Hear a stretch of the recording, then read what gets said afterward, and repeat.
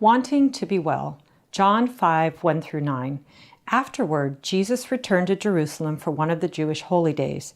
Inside the city, near the sheep gate, was the pool of Bethesda, with 5 covered porches. Crowds of sick people, blind, lamed, or paralyzed, lay on the porches. One of the men lying there had been sick for 38 years. When Jesus saw him and knew he had been ill for a long time, he asked him, "Would you like to get well?" "I can't, sir," the man said, "for I have no one to put me into the pool when the water bubbles up. Someone else always gets there ahead of me." Jesus told him, "Stand up, pick up your mat, and walk." Instantly, the man was healed. That was the New Living Translation. This disabled man had laid by that pool for 38 years and not been able to get well. And yet, even knowing that he was at the place where he was waiting to be healed, believing that the waters could heal him, Jesus asked him a question. Do you want to get well? Why did he ask him that question? Why is that an important question? It's an incredibly important question because we have to want to get well. How many people have you tried in your life to convince that they want to get well, that they want to do something that you know is good for them, that you know will make them better, that you know will improve their life, that would improve your relationship, that would make them healthier, happier, more responsible, have a better life. And you've desperately tried to convince them to do that, to stop using drugs, to stop drinking, to get a job, to stop being destructive to you and to your children in a relationship. How many times have you had conversations with somebody to try to convince them to change for the better and have them refuse? That is why it's important to ask the question, do you want to get well? First of all, ask it of yourself. Do you want to get well? Do you want to change? Are you sick and tired of being sick and tired? Are you sick and tired of doing the things that you do? Tired enough that you'll put the energy into fixing yourself? That's a good question. Are you wanting to get well? Are you willing to do what it takes? Then for the people in your life, the dignity that you give them when you ask them, do you want to get well? Not, I'm going to make you get well. I'm going to make you do these things. I'm going to take away your right to choose, which God has given them. And I'm going to tell you you have to, but no, do you want to get well? They have that choice. When you ask them and you wait to hear the answer or watch their behavior and their actions to get that answer, it will give you information. It will give you information that will help you figure out, is this person committed to change? Is this person committed to getting healthy, to building a healthy relationship, to bringing healing in this relationship? Not are you trying to convince them and force them, but is this person willing to do that thing? And that is something that you need to know, because the answer to that question gives you information, helps you to know if this person is committed to change and you have hope, or if this person is dead set on a track of not doing anything different.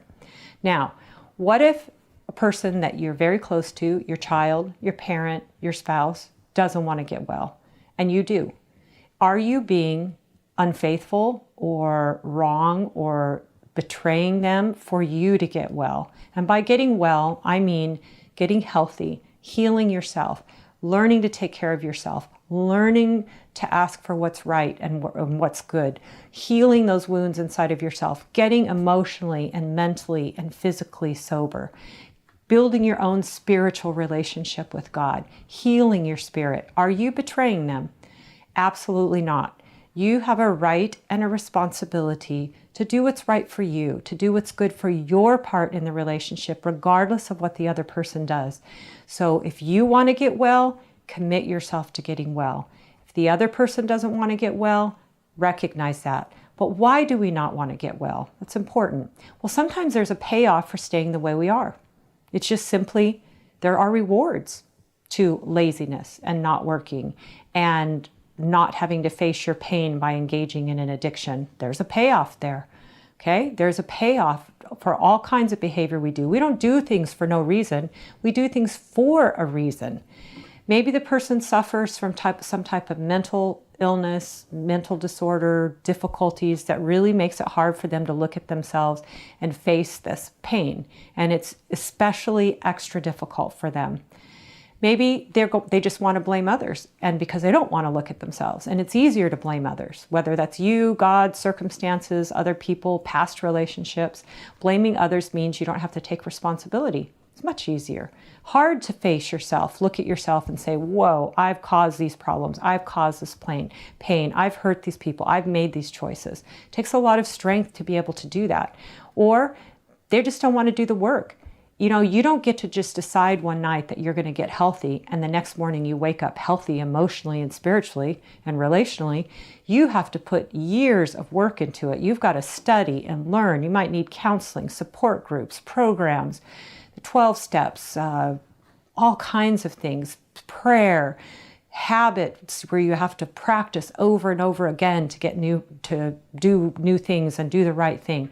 It's a lot of work. And some people are frankly just lazy about doing anything in relationships. And they just, like they're lazy in their life in terms of work and goals, they're lazy in terms of their emotional life, spiritual life, and their relational life. So these are all reasons why people don't want to get well. The reason they want to get well is because they recognize the fact that they're sick and tired of being sick and tired. They want to get better, and now they're willing to do what's called true repentance, which is to say, I'm sorry for what I've done, and I desperately want to change. I want to change badly enough that I am going to put the effort into the work that I have to do in order to do that. So the question for you today is, do you want to get well? And the question for the people in your life is not for you to tell them to get well, but for you to ask them, do you want to get well? Thank you for watching this video on Change My Relationship.